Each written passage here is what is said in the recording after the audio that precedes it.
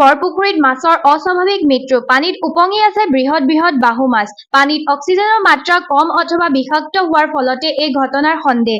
ঘটনাস্থলীত জিলা প্ৰশাসন আৰু মীন বিভাগৰ উচ্চপদস্থ বিষয়া উপস্থিত হৈ তদন্ত আৰম্ভ।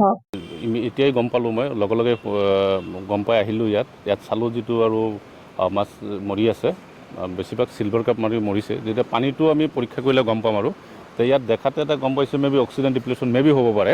কিয় হৈছে আপোনাৰ এলগে গ্ৰীণ এলগে হৈ গৈছে ইয়াত, তাৰমানে অৰ্গেনিক লোডটো বেছি হৈছে ইয়াত, মানে আৱৰ্জনা কিছুমান পৰিছে, মানে পচা হেৰিবিলাক বেছি হৈছে, ডিকম্প'জ বেছি হৈ মানে পানীটো মানে লেতেৰা হৈছে অলপ। মানে বৰপুখুৰীত আমি দেখা পালোঁ ৰাতিপুৱা অলপ ডাঙৰেই হৈছে, মাছবিলাক উপঙি আছে।